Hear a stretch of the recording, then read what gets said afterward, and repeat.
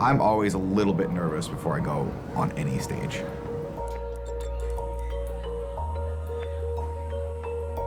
It's the fear of not being able to control something.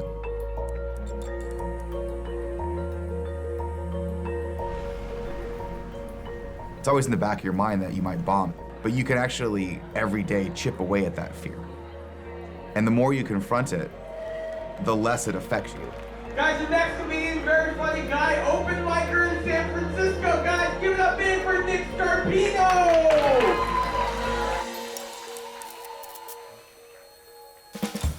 Comedy is everything, man. Everything. My life. Comedy is relatable. Comedy means to me connectivity with the human race. Freedom.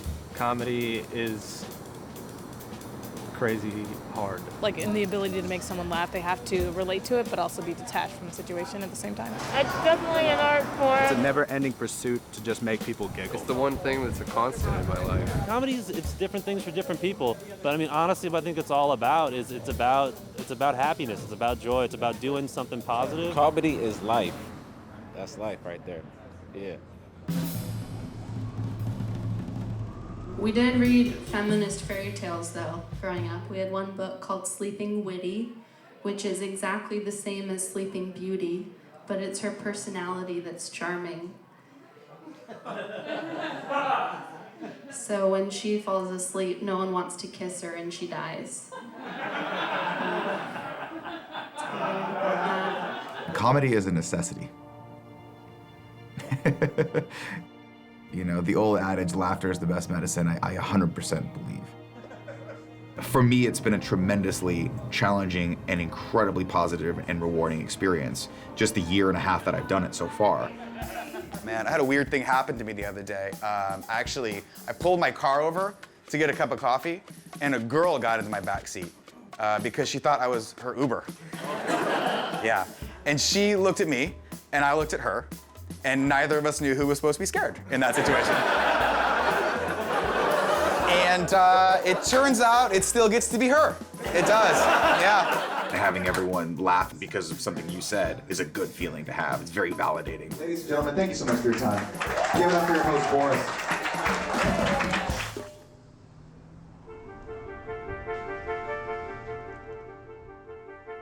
There's a number of things that you can do to make friends. You could be good at sports, I guess. You could be great looking, and people just want to be around you. I was neither of those things, so I had to be the funny guy. You want to be liked. And I'm a tremendously insecure person. I've used comedy to mask insecurity since the day I realized that that was a tool. I was the kid that would go to the pool and not take his shirt off. I was very overweight. And so I think, like a lot of people, you kind of look for a natural way to fit in or a natural way to like impress people. And so for me, I developed humor as sort of that way of ingratiating myself to people.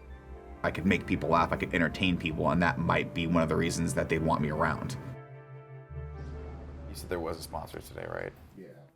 Because people told me I was funny, it definitely set me on a different path. Yeah, don't go live until I got this copy in, sorry. And that really led me all the way up into where I'm at right now with Kind of Funny.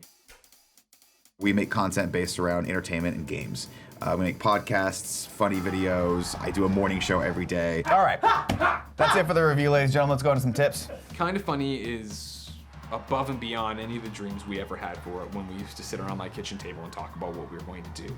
It is nonstop. We use every ounce of energy and every moment of the day here.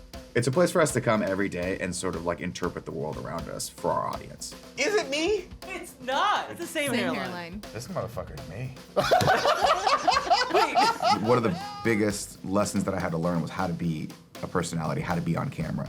If I'm being completely honest, Nick being on camera in the beginning was difficult. It was written by like Conan O'Brien and a bunch of awesome writers were on it, and it was. Will you please shut the fuck up about The Simpsons unless we're switching the topic to The Simpsons? I thought we were changing Tim's topic to The Simpsons. Well, I wanted to mention Voltron. I'm gonna murder myself. At times it would sway between him not feeling like he can keep up with the rest of the people at the table, but then also wanting to be funny and wanting to insert himself. It's a process, you know. You jump in and you just try to keep up with the guys around you, and then hopefully you learn some stuff. My topic is New Year's resolutions, and I know we've done this topic before. We've talked But about it's a whether new or not- year. It's a tradition. Well, we've talked about whether or not we like New Year's resolutions. I want us to set New Year's resolutions. I find it incredibly powerful to tell people, just to actually vocalize that you want to do something, because then it makes it real. Now, my bucket list included things like losing weight, which it always does, because that's the number one big thing for me. Being more fit, working out, yada, yada, yada. It also included going back to jiu-jitsu. If you let a dream rattle around in your head forever, that's where it's going to stay. And then the last thing on my list is doing stand-up comedy. Like I want Really? to do a stand-up set. I've always wanted to do this. That's awesome. I thought that would be a really great way to put it out into the world and hold myself accountable toward actually accomplishing that dream. I Googled open mic comedy in San Francisco and found the Brainwash Cafe, which was the first place that I think a lot of people go to do open mic comedy, because at the time there was a mic happening every day. And so I showed up, and the host, a guy named Tony Sparks, who a lot of people call the Godfather of comedy up here, was hosting that night. I met Nick Scarpino at the Brainwash. It was a laundromat, the food was good, and the staff there was always really great.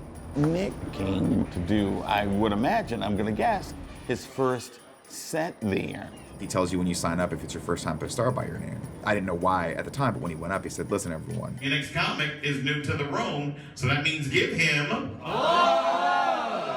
Say it bigger. We have a lot of young people that are really not ready. But you know, you want to support people and you don't want to kill anyone's dream. He was really excellent at setting up the room and giving people the right vibe of like, this is comedy. So don't get offended if someone says the F word or whatever. And so I really liked that. And I was like, I think this is going to be the place that I'm going to do comedy. Here he is, y'all. Give it up for Nick Scarpino. Prior to the first time I tried stand-up, I was like, I'm going to crush this. Like, I remember telling one of my friends, I'm like, everyone always says it takes like 10 years to get good at this, but I am a podcaster, and maybe you don't understand what that means, sir, but I have been in the public eye for at least a year now, and I'm pretty sure I'm a veteran. And I went up and I bombed. Any child under the age of 5 tends to be a little monster, in my opinion. And I know what you guys are thinking, no, all kids are angels, they're all saints. They're not. Because when you break down what a child does, it's essentially just a little animal that runs around all day, screaming his head off, and then he stops, and then he looks you in the eye, and then he shits himself. Now, if I did that, you would think I was an asshole, right? Or just someone starting stand-up comedy. And I remember distinctly going up the first time and hearing someone take their load out of the dryer and shut the door after my first joke. It's terrifying, because time stands still for a second, and you realize I've got 2 more minutes of standing up here and looking into people's eyes as they're clearly thinking, this guy is bombing, he's dying right here. You get And it was eye-opening. It was a lot harder than I thought. And actually, if I knew then what I knew now, I would probably go back and be like, don't do this to yourself. Live an easier life. Ladies and gentlemen, thank you very much. This was a completely uncharted territory for me, and so I had to ask myself, like, do I really want to do this again? Like, that's pain. I went back to the Brainwash probably once or twice a week for a while. I remember the first laugh I got was a joke about my mom being super Catholic. And the setup for it was, it's such a just stupid joke, but I was like, my mom's so Catholic, God's scared of her. And it got the whole place laughed. And I was like, uh-oh, that was fun. That was really good. A trigger kind of switched in my brain where I was like, I want to keep doing this. I started doing open mics, and I'm doing as many of them as I possibly can. Right now, the goal in the next year or 2 for me is getting past at Punchline. What that means is that you get to actually maybe potentially open up for the big acts that come through. Punchline, that's like the pinnacle. It's kind of like the mecca of comedy in San Francisco. It's like the top. If you get past here, then it looks good everywhere. It's the oldest comedy club in San Francisco. At Punchline, basically the way it works, you go to what's called the SF Showcase every Sunday. You need to show up every Sunday for a year, and that's before they'll even really look at you. You show up, you watch the show, you just kind of network, get to know people, and just sit there for 2 hours and watch the show.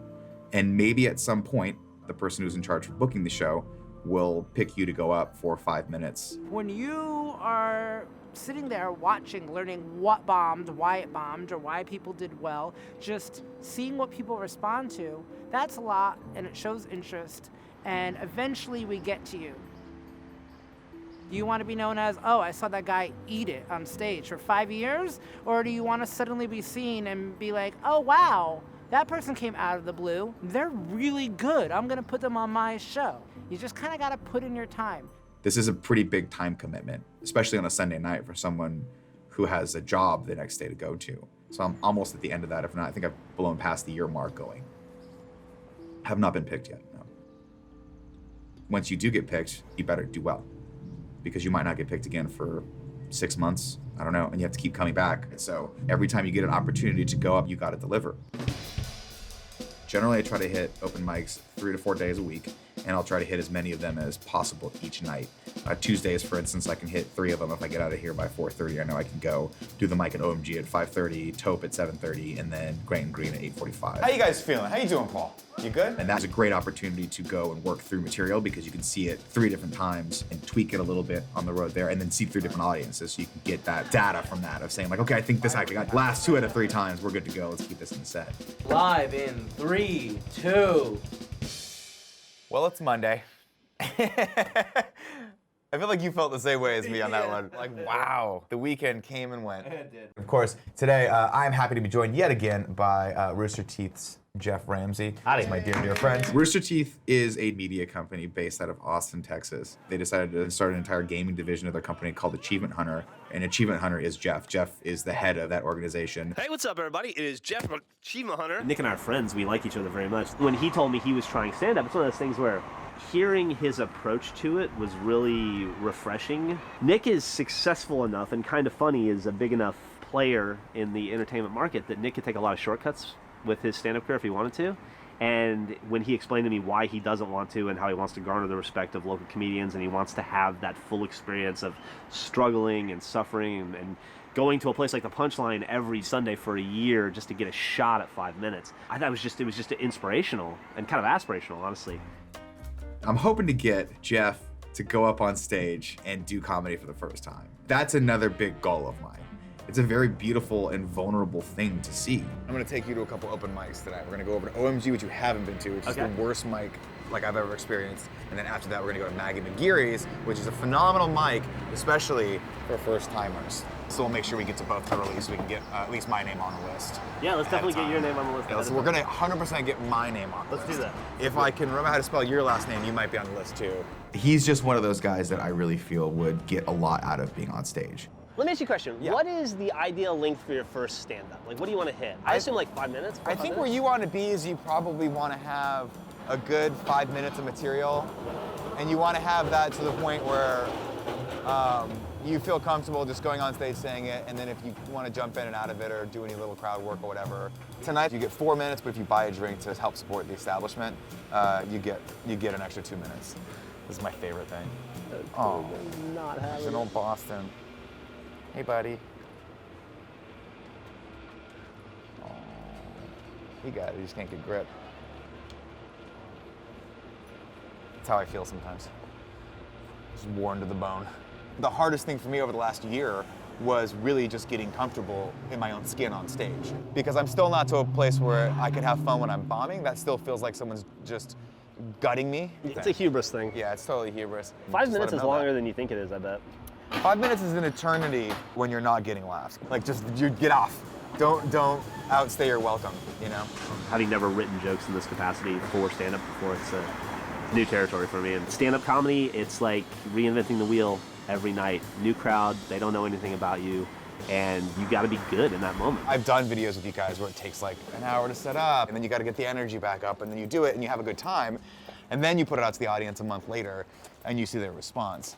And sometimes it's great, and sometimes they, tell you you're gaining weight, and it is soul-crushing. But you don't get to hear them laugh. And you think, if they thought I was fat in that video, yeah, oh Jesus no. Christ, that was a month ago. Okay, so tell me if this is a funny way to start off. Give it to me. All right. I get up and I'm like, hey, how's it going? Give yourselves a big round of applause. My name is Geoff Ramsey. Screw it, I'm gonna do it. They told me not to do it. They without a doubt, hands down, every single person told me this was a bad idea, but I don't care. I'm gonna go with my gut. And let you guys know this is the first time I've ever done comedy. It's my very first stand-up. Gotta be honest with you, I expected a bit of a bigger reaction from you guys. It usually kills when I say that. I usually get a much bigger reaction from that. That's good. I like that a lot. That's a fun, okay-ish way to start. Yeah, that's great. Were you here before me? No, I got. Okay. Then I'm taking it, man. So this is the open mic that comics sometimes go to Sunday nights. Comics show up, they sign up, and then they try out some of their newer bits in front of their peers, and they'll watch with varying degrees of enthusiasm. Generally, when you go to an open mic, you're going to see nothing but comics, and maybe a couple bar dwellers that should probably have addressed their alcoholism about 10 years earlier. Guess what? I'm Joe Gorman. I'm gonna be your host and MC. Nick has spent most of the time trying to convince me that I am a stand-up comedian, I just don't know it yet, and that I should do it, and that if I did it, I would never stop. Oh man, hey Max, can you flawlessly hand me the sign-up sheet? Because I forgot what comic is number 1, huh? Maybe if the mood strikes me, I'll get up on stage, but I don't have a way to end the set yet, so that would have to present itself today, and I don't know that it will. Everyone gets 4 minutes of stage time, but if you buy a drink from your lovely bartender Rakesh, you can get more time on stage. That being said, let's keep it going for your first comic of the evening, a dear friend, Mr. Nick Scarpino, everyone. One more time for Joe Gorman, holding it down on a Sunday night. How's everyone feeling tonight? All right, there it is. That's the real reality. I love walking on the stage. I saw a weird thing. I saw a woman pushing a stroller with 3 dogs in it. I hate people who see their dogs as their children, okay? Dogs are not your kids. And there is a very easy way to distinguish between the two. If your kid is consistently licking its own asshole, that's your dog. And if it's not your dog, that kid should be in circus solo. I'm never sure that I am funny. Until I get a laugh, I'm not sure if that joke's funny, and then even after that, I'm like, it might not do well at the next one. Think about the new stuff I have today. I don't think I have any more stuff. People kind of know in San Francisco that this is where you practice, this is where you grow up. Stand-up comedy is a conversation with you and the audience, and the only way to figure out what that is just to do it over and over and over, and to suck and just eat your shorts, and then get up again and be like, okay, well, what did I learn from that? Keep it going for Nick, everyone. The more you grind, the more stage time you have, the quicker you'll get better. All right, everybody. Hey, she's a new comedian, so be nice. Pay attention, take notes, and clap wildly for Tahina Devin. I'm actually really excited to be here. Seriously. No, I am. Thank you. Not only to be doing comedy, but actually that I just remembered that I had anywhere to be at all tonight. I mean, it was a big day for me. I like to focus on the wins. I met Bill Cosby a long time ago. I was in LA when he was there. He spiked my drink with 5-hour energy.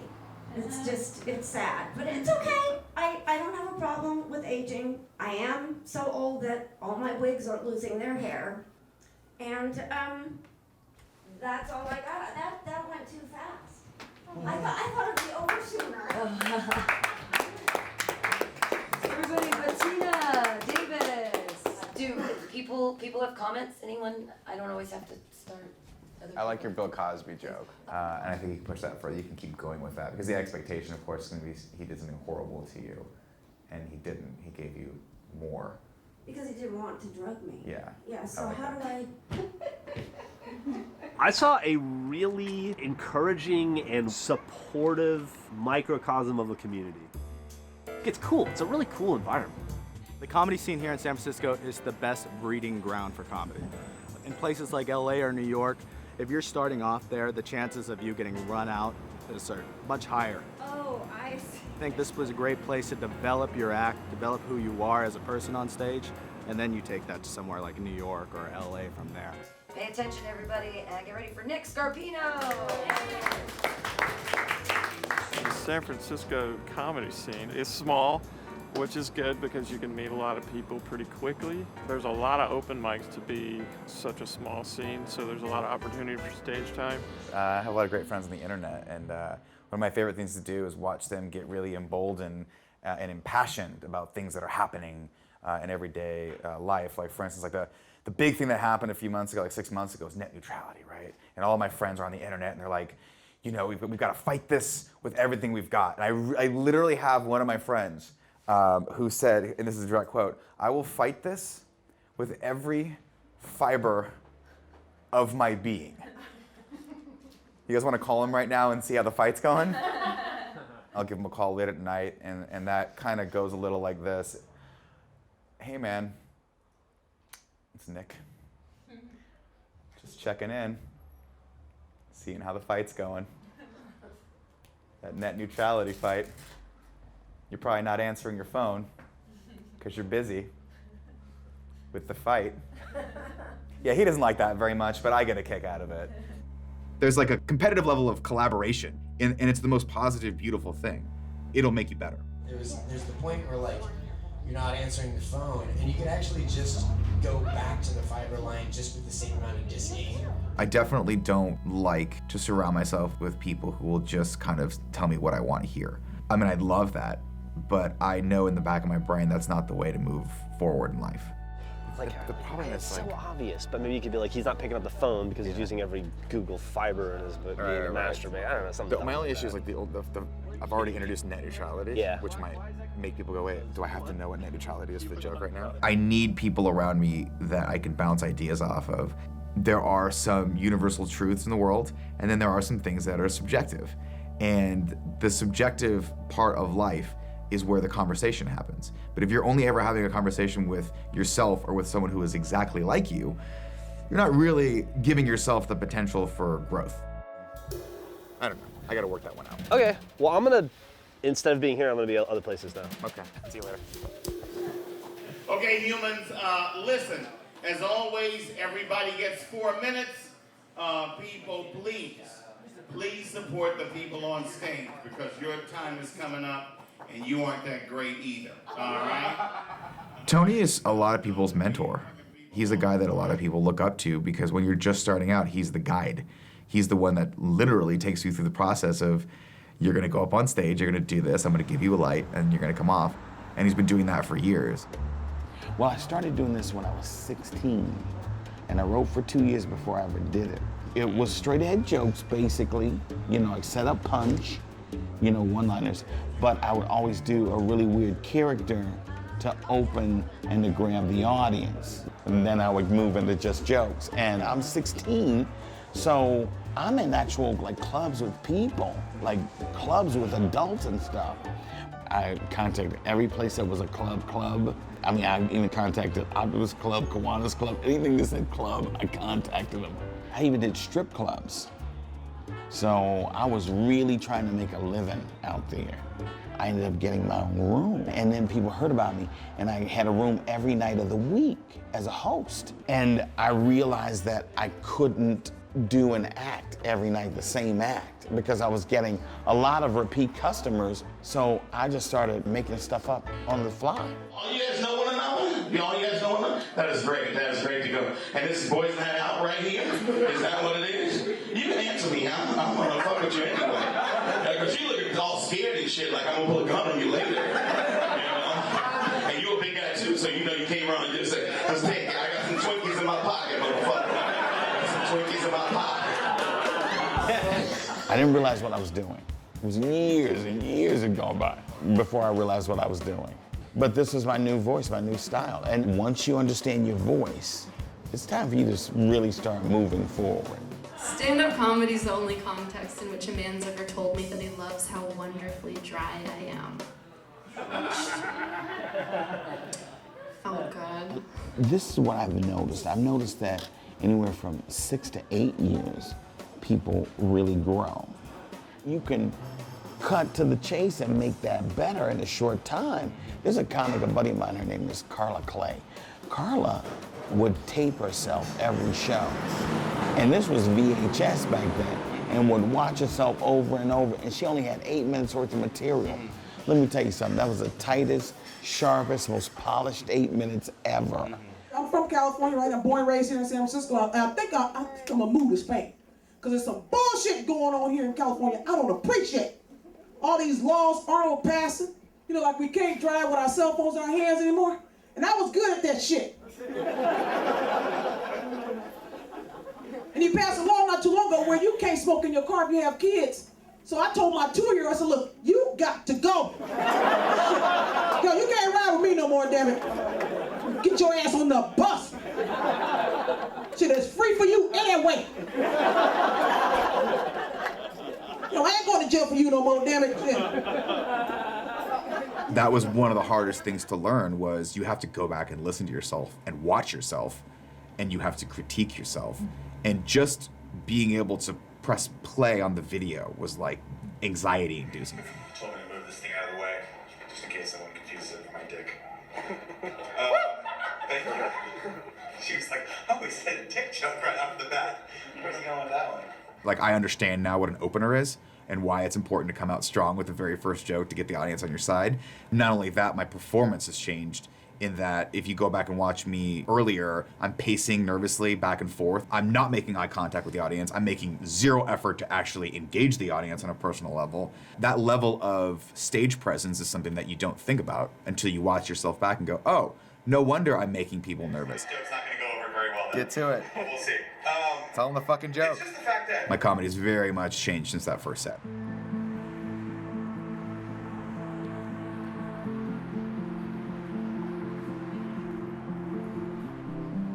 This is the Brainwash Laundromat and Cafe, and looks like they've taken some of the signage down. You can still see the main sign up there.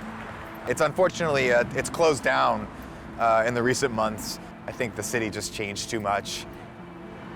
It's a somber day for a lot of people. Wow, they've gutted it. They took the kitchen out and everything. Here's what really happened is the lease came up, and like every place in San Francisco, when the lease comes up, the landlord goes, cool, let's double it or triple it, which for a place like this that has not a lot of margins is a death sentence. I relied on that place. 7 days a week there were mics there, and then it became 5 days a week, and then they closed it. It's just a sign that at any moment everything can change, and you just gotta go with it, you know? San Francisco's changed so much in the last 12 years since I moved here. You can still feel that original San Francisco vibe of like social activism and like we want to keep things organic and real and small. And then 10 years later, it's Apple stores and Nike stores and the money's here and everyone's got an app and you just feel like maybe you're not even interacting with real human beings anymore. The city is way too expensive.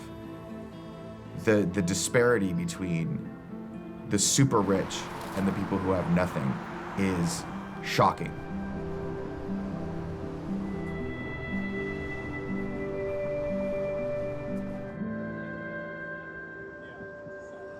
Living in a city that's the most expensive city in the United States to live in, as a comic, it can be very hard and very stressful. Most comedians find the same thing, that they all have shitty jobs that they're doing during the day. You know, they're always doing something during the day to make up for the time that they could, follow passion at night. I work at a 25-person startup. I'm a stay-at-home mom. During the day, I have 3 kids. I'm a stand-up comedian.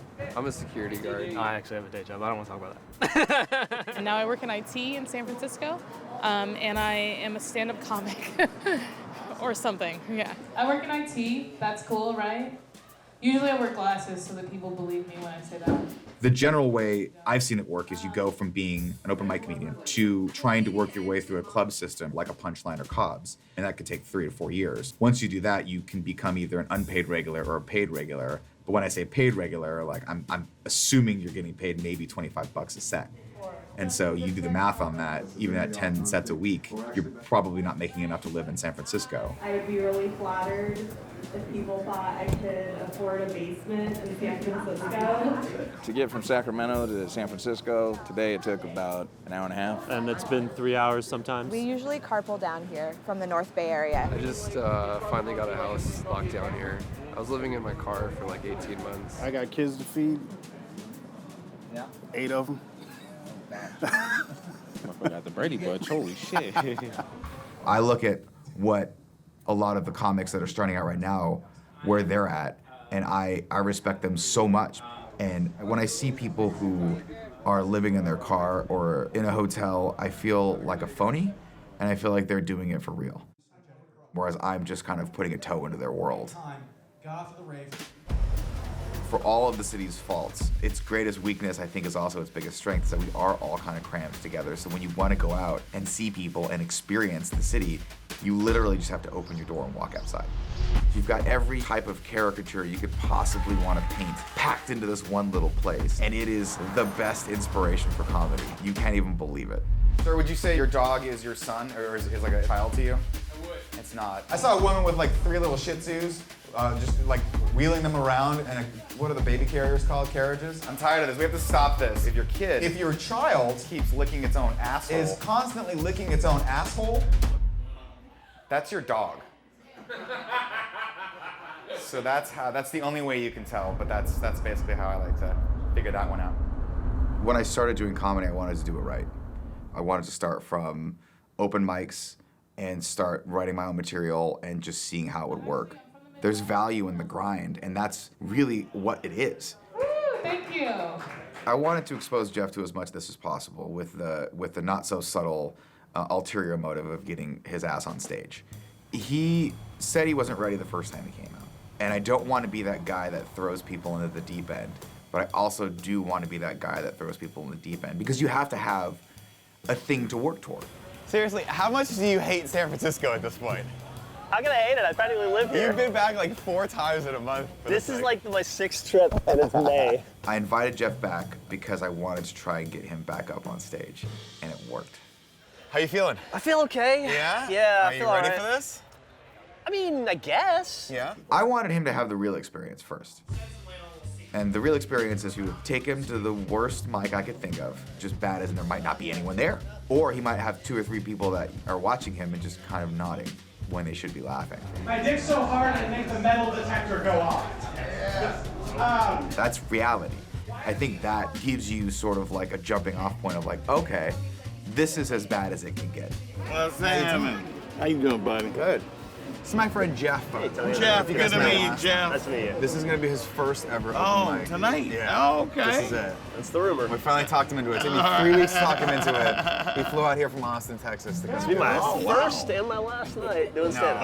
You never know, man. You get never the bug know. You for may it. fall in love with it. It's And possible. It may choose you. We'll see. All right. But you already have doubts, so actually a good sign. That means, Okay, good. You know, Geoff's a very humble guy. I think I'm funnier than most people. I do. He's like a genius level intellect. I'm not the smartest guy in the world, and I think I would be good at it because I think I'm funny. A lot of YouTube stars get really big, then they go, I'm a comedian, you know, and they fail miserably. Geoff's got hundreds of thousands of followers. They get millions of views on all their videos.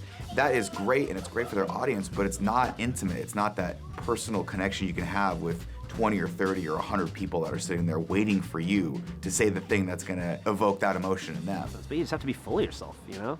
I can't imagine somebody giving something like this a try if they didn't have some level of, maybe in my case, misplaced confidence about themselves, yeah. This thing's starting a little late tonight, huh? Yeah, we're gonna start a little late because of the game. Tonight's gonna be what it is. I wanted him to get an authentic experience. Let me go check in and make sure everything is going to go the way we think it is. Okay. I know. I've been feeling this game's going late, so I don't know if they're gonna run the mic during the game or not. I assume we're gonna have to. That would make for a unique experience. It'll be fun. The mic was supposed to happen at 5:30. It got pushed back to 8 because there was a Warriors playoff game. And obviously the entire bar was rooting for Golden State Warriors because we're in San Francisco and like, go Warriors. So this is how it's gonna go down, okay? All right. We had to move the show back because of the games, all right? Now the people who have the showcase after after us, they don't want to budge on their show. What time's that start? 8 o'clock. 8 o'clock, okay. So this is what we're gonna do. We're gonna get you a guest set. What does that mean? We're gonna get you a set on the showcase show. Shit. 4 minutes. All right. 4 minutes. 4 minutes. Okay. The actual safety net that I wanted to provide for him, which was the mic where it was maybe some other people weren't doing so well or whatever, that dropped out. We put him right into a showcase. I've been working for 2 days to get down to get 2 5 minutes. Okay. So now I'm raised with, do I cut something or talk faster? I think I would cut something. Do you have is there a joke somewhere in the middle that you could cut? Everything I have is beautiful. The good thing to have to think about is just that, whatever the closing joke's gonna be. Yeah. You now have to go up before and after real comics, people who have been doing this, who gig at Punchline, who are just here to, like, you know, do a showcase. I'd prefer not to have to pivot now. I think that added to the anxiety for Geoff. I had kind of things leading into each other, so it's hard to figure out where to cut. Yeah. So... If you want some time to just go through your set, we can just... Well, I have till 8, right? Back. I need 10 minutes to figure that out, probably. Yeah. Oh shit, it's 7:30, so... Yeah.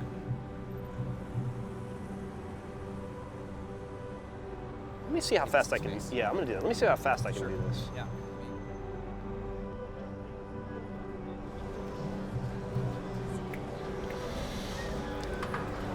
My name is Geoff Ramsey, and a lot of advice working with tonight. Universal told me not to say this next part, though. I gotta go with my gut and say it. This is the first time I've ever done stand-up. He was shitting kittens when I saw him at Milk Bar. Yeah. Universally across the board, everybody agrees that the most terrifying thing in the world. And that was awesome to see for two reasons. One, it reminded me of the first few times that I went up, but also it means that he was serious about it. You're gonna have fun. It's gonna be a blast. Thank you for doing this. I'm just sad that you're not gonna do it. No, I'm okay. Oh man, I'm good. Hey, listen, humans, this is gonna be this guy's first time here, so in order for this to work, I need you to really show this guy major, major love. All right, humans? Are we all down for that, huh? Okay. All right, so here we go. I need you to really go crazy for Geoff Ramsey.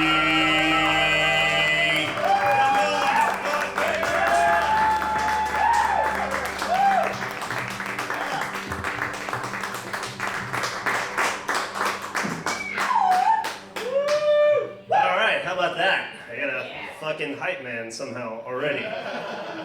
My name is Geoff, you are San Francisco, and I got some advice before coming up here. They said do not say this next part, but I gotta go with my gut. So I'm gonna let you guys know, not only is it my first time here, this is my first time ever doing stand-up in my entire life. And yeah. Now, you see, usually when I leave with that, it gets a much better response. I'm a little disappointed in you guys, I gotta be honest with you. It's okay, we're early in the set. You can win me back. I'd recommend maybe laughing at the next joke, that'll go a long way. Speaking of the next joke, I don't know what kind of preconceived notions you may have about me, but if for the next 2 minutes you could suspend any disbelief you may or may not have, assume that I am straight, it would help these jokes hit their like maximum comedic velocity. So I was reading on the internet that caffeine is the most addictive drug on the planet. Yeah. Nick apparently agrees. I say bullshit, Nick, and all of you, and here's why. I can prove it right here. I've never sucked a guy's dick for a cup of coffee. Now, I'm not saying I've sucked a dick for, I don't know, meth, but if I came to you and I said, sir, I just sucked a guy's dick for some meth, you would go, wow, that guy really likes meth.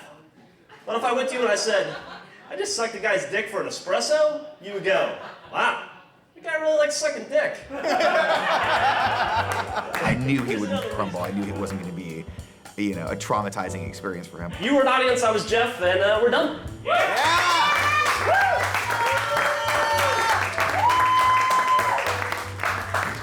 right, keep it going for Geoff Ramsey, everybody. Club OMG.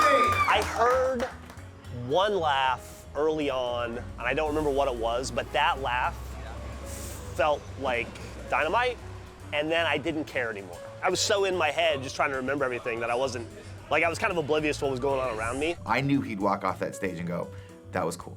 You could be successful within 2 years if you play it right, if you record yourself, if you realize, oh, this is my vocal rhythm. This is my, and go with your vocal rhythm and don't worry about anything else. And just remember the rule, 25 words or less to the laugh. You'll always win. I've never heard that before. 25 words or less. 25 words or less to the funny part. I'm gonna write that down if you don't mind. Okay. Oh, that's the main rule. If I don't say anything that you remember as far as comedy is concerned, remember that one thing. I'd like to do it one more time, with no pressure, no nerves. And I saw the light and I was like, fuck it, I'm just gonna finish. I can see myself getting more out of it just because I feel like some of the pressures that I had here would not be on me. But that's almost like cheating too, because this is the way it's supposed to be. Yeah, Tony, thank you so much. If I were to continue down this path, I'll have to begin that process of trying to figure out like what my point of view is and what it is I'm trying to say. Most of my comedy is self-facing. I am going through like all kinds of divorce and shit that's probably would be rife for material, but I didn't want to start making jokes about it just yet. I'll get there, but this isn't as funny as my first divorce. The second divorce is never as funny as the first. So it's taken me a little longer to get to a point where I can make jokes about it. I think every comic is doing comedy for different reasons, but the one through line that I've seen is that it's therapy for people. Anyway, guys, I'm bipolar. My stepdad died recently. I'm day drinking today. I'm excited to be out here because I got out of rehab recently. Thank you. Yeah. Couple booze, cool. I got a DUI recently, actually. I got a DUI. I can't drive for 3 months, but on the bright side, I probably won't get another DUI for 3 months. It's your way of saying either something's broken in me or something's broken in the world that I can't rectify, and I need to go talk about that. It just makes problems like smaller. I found out that one of my roommates actually suffered from suicidal depression. I actually have to talk about it killing himself, you know what I'm saying? Like, hey, yo, man, do not do this to yourself, man. You have so much to live for right now, man. It is your night to do those fucking dishes. It is your night to do those fucking dishes, man. Comedy is totally therapy in a lot of ways. It may not be the healthiest therapy. I am trying to get in shape because I have 3 children. I had 3 children in 3 years, and that does a lot of bad shit to your body. It was a mistake that you can never go back from. You can go super self-destructive with it, or you can point the lens inward and laugh at the things that you hate or lament about yourself. It's like when you put a candy bar on a hot dashboard and it melts, and you come back later and the car is cold and it's re-solidified, and you open the wrapper and you're like, what the fuck happened to this candy bar? That is exactly what's going on with my body right now. I think it's probably the healthier alternative. And don't worry, I'm not going to talk about recovery all that, guys. I didn't come here to talk about recovery. I actually came here to talk about God. To look at it and go up on stage and tell people that you're having psychological problems is hard. But to make fun of your psychological problems, it kind of takes the sting out of it, and then you can address those issues, you know? Thank you guys very much for your time. I'm going to give it back up to Tony.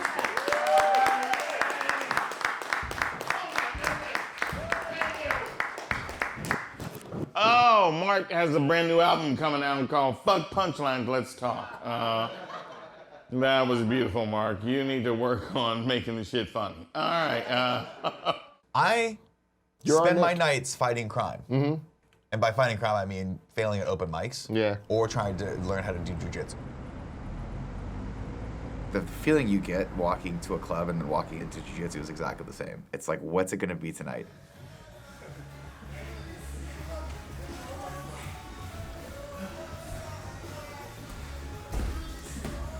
I wanted to start doing jiu-jitsu because I was very claustrophobic and I had some anxiety issues. And I thought that that was a good way to confront those fears.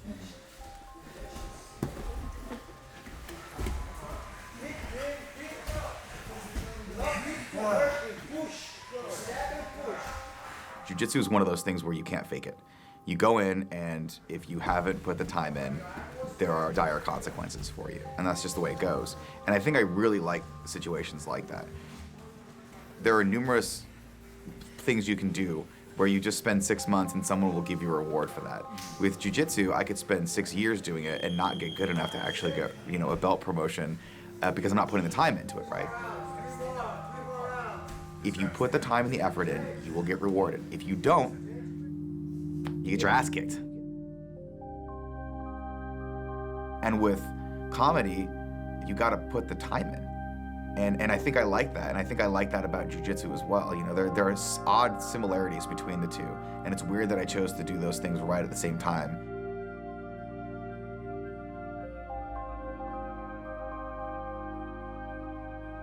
It's not the easiest thing to work an 8-hour day and then go sit for 2 hours and then wait for your 5 minutes to go up there and try to have energy and try to have that level of engagement with an audience that may or may not be even, there's sometimes the audience didn't even know there was comedy happening that night. It is a daily, weekly, monthly grind. My wife, you know, I think she'd like to see me more. I don't know how much more. In my brain, maybe I think she wants to see me every day, but I think maybe in reality, it's one more day would be good. It's difficult because, you know, I come home and she's asleep already, and so it sucks. But I also think that she sees how happy it's made me, so when we do get to spend time together, it's better.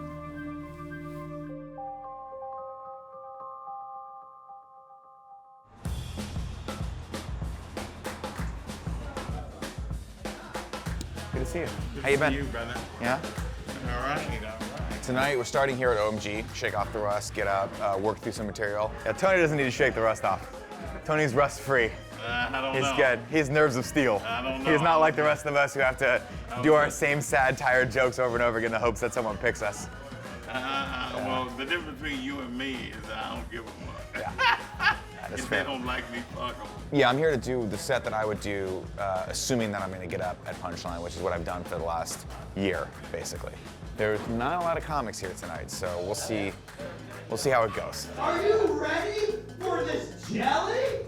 Yeah! Oh, yes! Oh, yes! Mr. Kody! Oh! Okay! Oh! I'm glad some women showed up tonight because I hate it when it's all dudes because it feels like jail. And when it's all white dudes, it feels like federal penitentiary. All right. I'm sure, I'm so sorry. I'm sure you're gonna do really well when you get up, brother, all right? No, this guy right here, man, he is really, you are a really funny and well-written comic, you know, and you are very, very arrogant, and that's good. That's a good way to go. That is a great way to go, all right.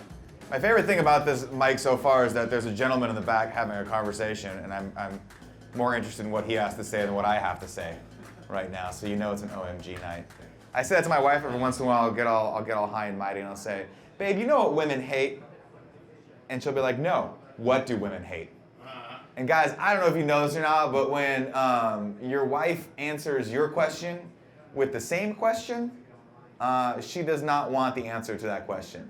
Just maintain eye contact and back away slowly. It's gonna be okay. The other day, we were in the line at the security for the airport, and some guy totally saw me, didn't give a shit, totally helped my wife put her jacket back on, and I was like, "Sir, how dare you?" Because he was so good looking that I kind of wanted him to help me put my jacket on, and he wouldn't do it. And I was like, "Babe," my wife was like, "Fuck off, go call mom and dad, pretend like you're my little brother." And I was like, you know, what's mine is yours. I gotta figure that joke out at some point. Let's see, what else do I have for you fine gentlemen today? Is he asleep or is he, you're with, okay, the meatball sandwich just caught up to you. I see, it's nap time. I'll be there in a second. About 4 minutes, I'll be sleeping right next to you. I think I'll let that one lay. We'll just play that one where it lays, Joe. Thank you guys so much. Woo!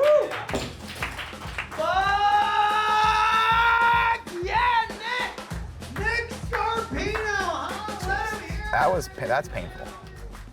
Next, we're gonna go over to Punchline and see if we can't recreate that fun experience. I feel like I got that brain fog, you know? Do you ever get that where you're like, my mouth is working at 100%, but my brain's only 85%, and it just lines up occasionally, but not really. That's not good. I always get nervous going to Punchline because I haven't been up yet, and you don't know if it's gonna be your time or not. And it's the same set that I'm gonna do that I just did, so I know I can do it. Whether or not it's funny doesn't matter. It's just a matter of, well, it does matter, but it's a matter of being able to deliver it through those nerves. It's quite possible I might get to go up tonight. I've gone for a little over a year now. I've hit up Ron, just make sure he knows that, but I don't know, we'll see. This is San Francisco Comedy Showcase. All your comics are in the back. Show them some love. The dude that couldn't walk out of there. And how's everybody? Next time we'll get on. All right. Thank you really loud. Thanks a lot, guys. I did not get to go up tonight. There's always next week, I guess. Is this guy stopped? No, he's going left. So we're about maybe 5 minutes away from Maggie McGeary's. And I've never done this mic before, so I don't know how many people are gonna show up. I also don't know what this GMC is doing in front of me. What the fuck is happening? Doing anything but driving a fucking car like everyone else in San Francisco. Everyone's the center of their own little fucking world in this city. This is tiring, and it wears on you. Trying to find parking, trying to go to another mic, trying to get your name on a list for maybe 5 people to not listen to you is difficult. One of us is a good parallel parker. But this is one of those nights where I really am feeling like maybe I should have just stayed home. Like Westworld's on in an hour. Could have just done that instead, you know? And then you start thinking about all the other people that came out and you're like, you know, don't be that guy that sits at home, you know? Just get your ass out. When your wife answers your question with the same question, she doesn't want the answer to that question. Just maintain eye contact and back away slowly. Try to act bigger than you are. But I wish she was like, she's only an inch taller than me, which sucks. Because I wish she was like a foot taller so we could pass it off. Like maybe she's into little guys, or maybe I'm really into volleyball. But no, it's just an inch. Just like that joke. Because you guys, we all have friends that are like, oh, my dog is my child. And I'm like, no, your dog is not your child. And there's an easy way to figure it out, right? There's an easy way to tell the difference between the two. If your kid is constantly licking its own asshole, that's your dog. Yeah, that's how you figure that out. And that joke has, believe it or not, gotten a laugh in the past. Just tonight is not that night. It's not that night. And on that beautiful, beautiful gem, I'll give it back to Austin. Thank you guys so much for your time.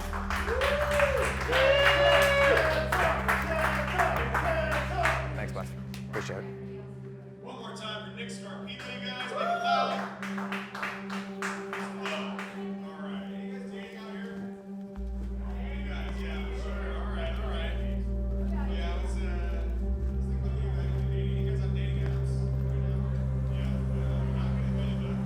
That was pretty painful.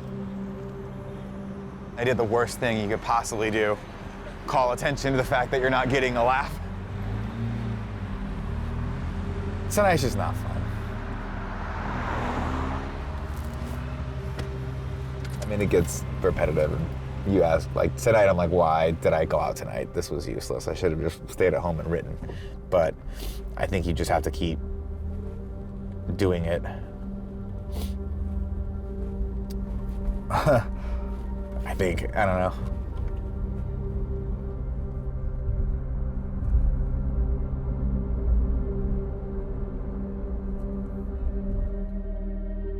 There have been moments where I've really wanted to give up.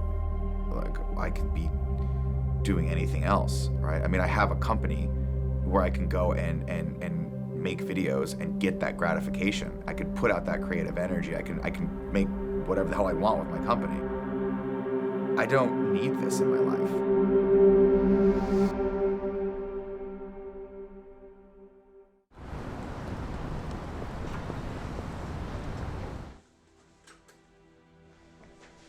You know what?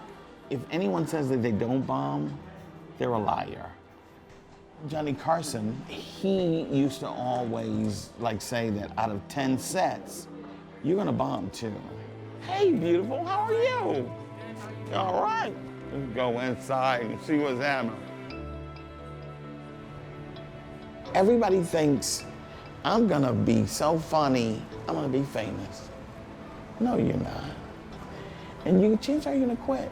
Life is gonna come around and you're gonna say, fuck this.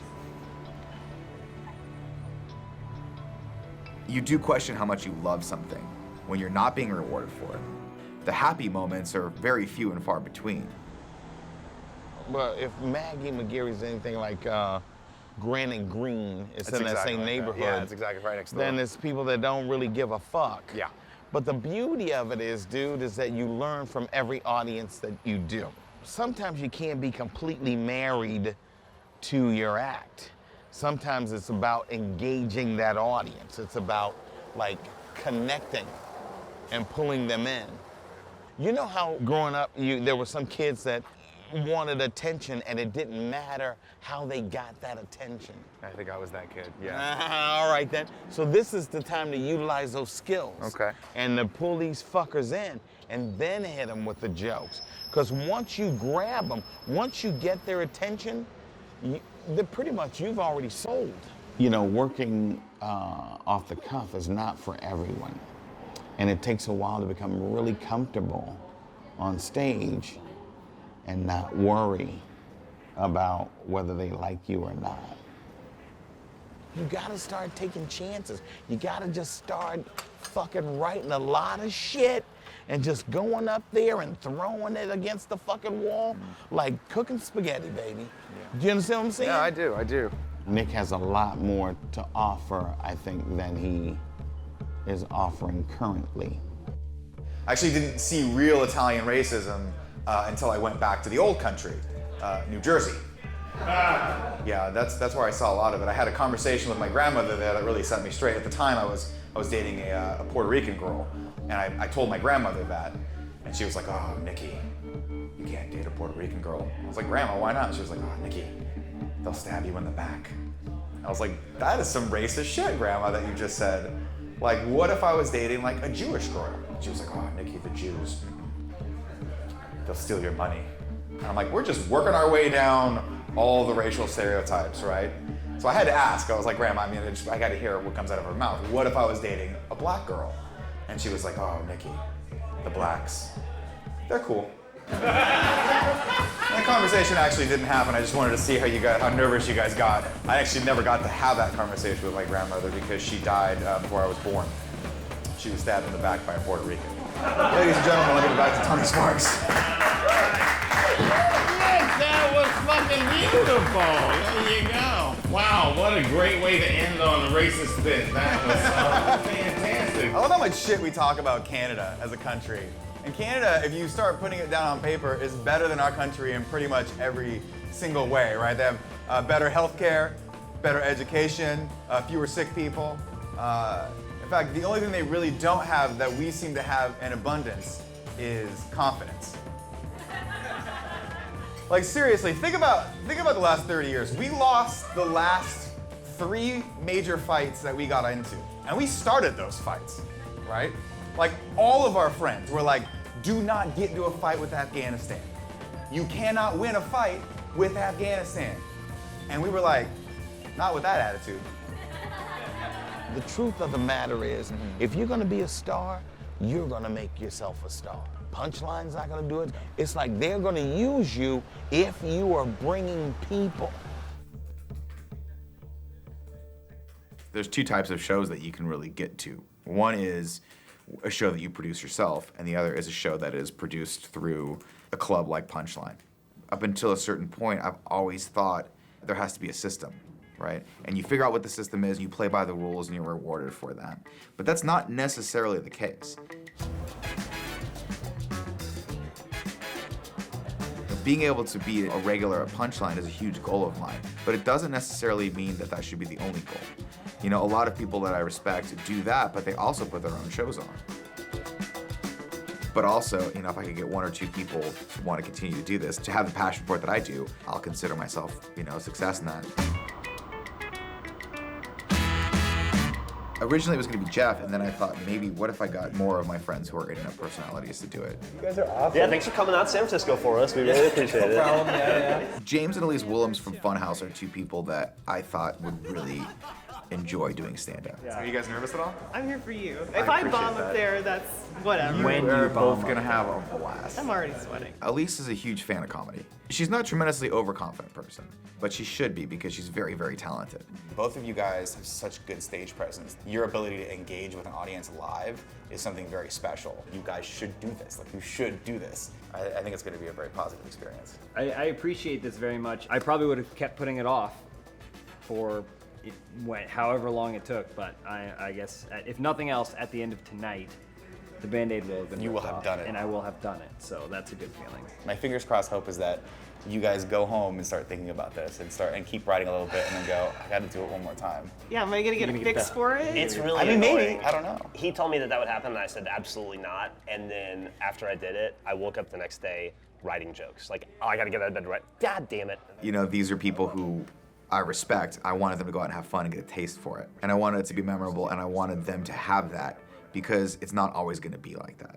Obviously, we haven't promoted this a ton, but there is enough promotion where I think that people are going to be there wanting to laugh. They're going to want to pay attention to you. They're going to want to be there to support you. And that's actually what, in my opinion, success looks like as a comic. Doing some promotion for tonight. Is that cool? I mean, I don't. That sounds pretty good to me. You look excited. I'm nervous. I don't think we're doing an open mic in the purest of forms, for sure. We're getting a little bit of an edge up, having a built-in audience, and I appreciate that because it makes it feel a lot less daunting. But then also, now there's another level of expectation of they're funny in their videos, their improv style, but can they do stand-up? It's kind of counterintuitive, but if you invite people who know who you are, if you invite people who've chosen to follow you, there's a little bit of a safety net there. And that's such a hard thing to find as a brand new comic. Nice. And once I hit it, it's real. Mm-hmm. There we go. No going back, Greg. And then I got the idea from Kind of Funny. We got Greg and Tim and Andy and Kevin, myself. Is everybody here? Come on, move in really quickly. I know it's nerve-wracking. I know it's kind of scary to be up there, but just relax. Do your thing, all right? I'm gonna give you a great intro. If you eat it, it's your motherfucking fault. I need you to be comfortable and relaxed. Look at these people as like family or friends, okay? All right, so I guess that's it. Everybody, let's put our hands in. And on 3, what are we gonna say, brother? Kind of funny. Let's see that. All right, here we go. 1, 2, 3. Kind of funny. I want to get this underway. Listen, humans, remember what I'm saying. I need you to really applaud really big for these people because a lot of them, it's going to be their very first time actually doing stand-up comedy. It's really scary to get up here. I know you see people and you go, I can do that shit. That's the voices in your head, all right? On the count of 3, I need everybody in here to go crazy. Here we go, y'all. 1, 2, 3!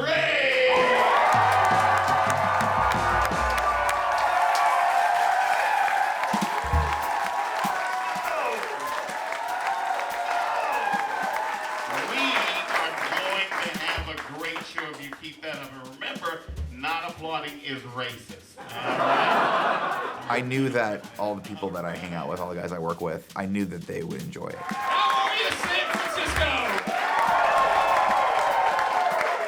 My name's Greg Miller, and when I was a child, I used to piss into a Dixie cup and throw it behind my dresser. If I tell you that, hey, all of your friends are going to do stand-up for the first time, you're going to want to be there, right? Give it up for Tim Gettys. There's sort of a built-in excitement. And I had that excitement too, because I wanted to see how everyone would do. I wanted to see if people would rise to the occasion, if they would be nervous, if they would be naturals on stage, how they would approach writing their material. Nobody really likes caffeine. What's the first thing you do when somebody hands you a cup of coffee?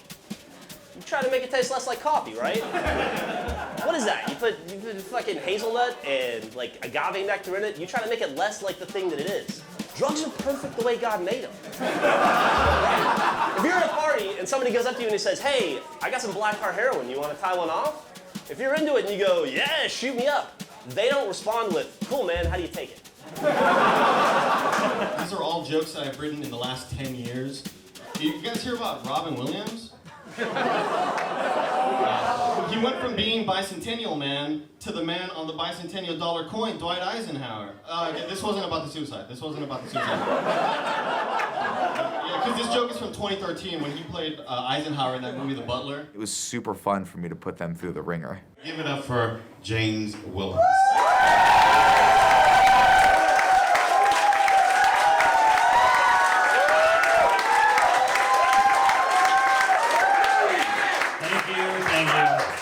It's gonna be a disaster.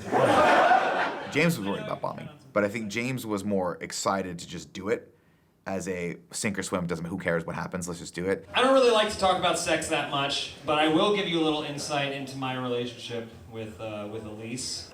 She's Canadian. You don't necessarily know it just by looking at her. She just kind of comes across as a cool chick, but she has some tells. For example, when I ejaculate prematurely, she apologizes.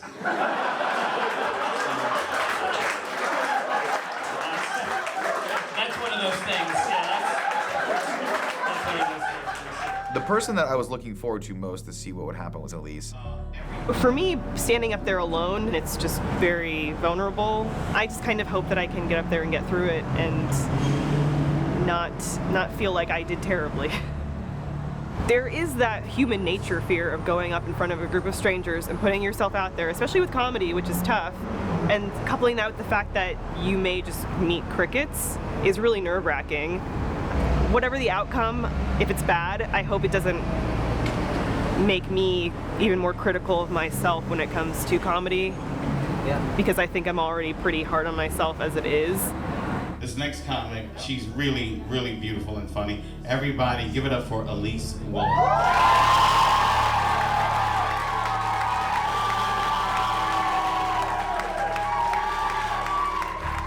I think Elyse was very worried about bombing. James was worried about bombing too. I think Elyse was a little bit more sensitive to wanting to get laughs. I have my notes written down because this is the first time I've done stand-up ever. You can clap for that because you won't be clapping later. Oh, Elyse is 100% the most nervous. She has zero self-confidence, and she'll also do the best. I love comedy. I work for a YouTube channel that makes comedy for my day job, which is kind of a fallback when the Harlem Globetrotters didn't work out. That was mostly a passport issue, though. They don't call them the Harlem State Putters. But yeah, so that's the best one.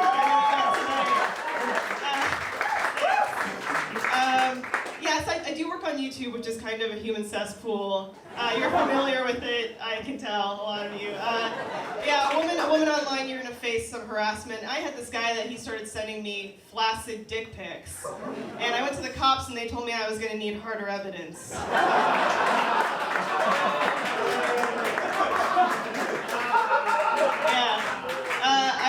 I work for this channel and my husband works there as well. You might know him. You know, we have a pretty good relationship. I think relationships have the same issues across the board.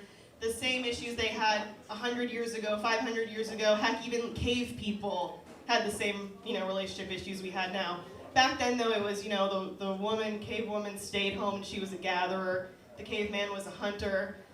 And that life was a bitch. I would have hated to have been a gatherer, okay? Because can you imagine, you're me, you're at home, you're gathering all day, you're doing this for 8 hours, and it's exhausting, and you just learned how to walk on 2 feet 3 days ago, and your cave husband comes home, and he's been hunting all day, oh, big deal, and he just walks in, starts traipsing mud all over your clean mud, and you're like, what is this? And he's furling his brow at you, because he always is. That's just what it looks like. I have to consult my notes. The caveman bit was the most I had.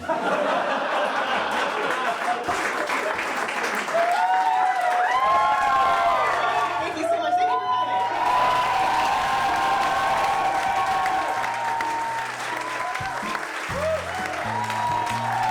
Give it a love.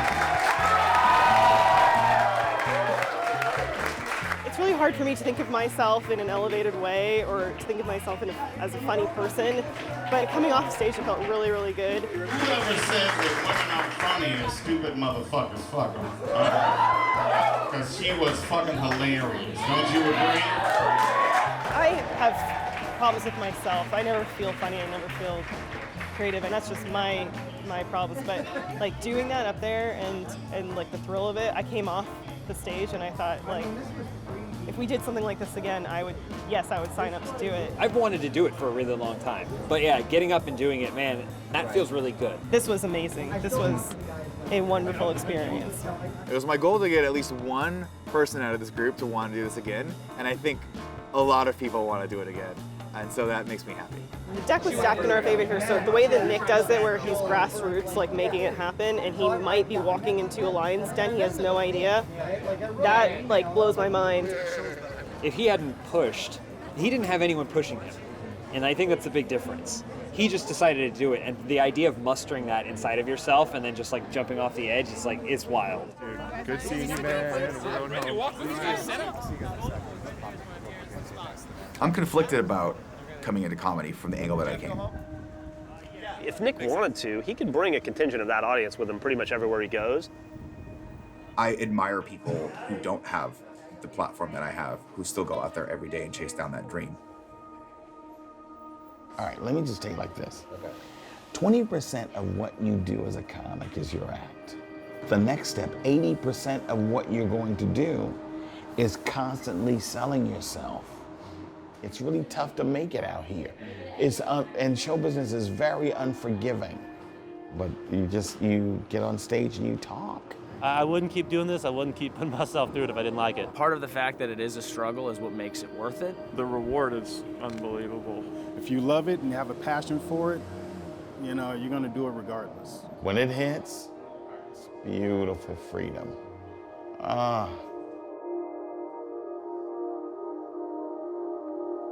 One of the realities that I had to face was that this is gonna take a really long time. But what I'm doing right now is comedy. This is it. It's doing clubs, it's organizing your own shows, trying to promote yourself, and that's it. That's the grind. Reality is you gotta be your own cheerleader. Reality is you gotta figure out a way to get 100 people in a room, and then do it again, and then do it again, and then find the happiness in that, because that is comedy. So you better figure out a way to have fun every single show, or else you're gonna burn out fast. I don't think I'll ever not do this. I think this is always gonna be something in my repertoire. I think this is always gonna be something that defines me. I look back a year and a half later and think, wow, look how far I've come. And where am I gonna be in 10 years? Let it be what it's gonna be. Put your effort into something and enjoy it. And just whatever success is gonna be is gonna be.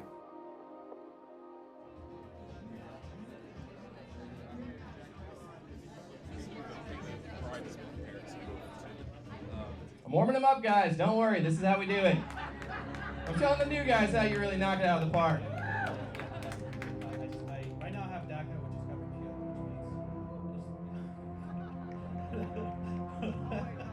Yeah, it was just a bad timing. I get that. As a comic, I understand timing's hard. They got repealed, which means if legislation doesn't pass, like, I'm gonna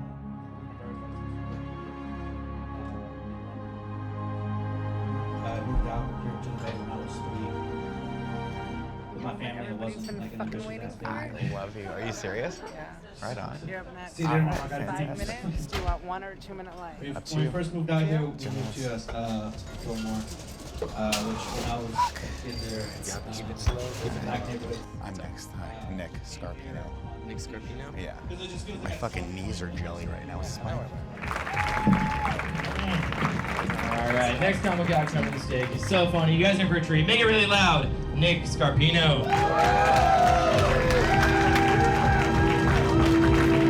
How's it going, San Francisco? What's up? All right.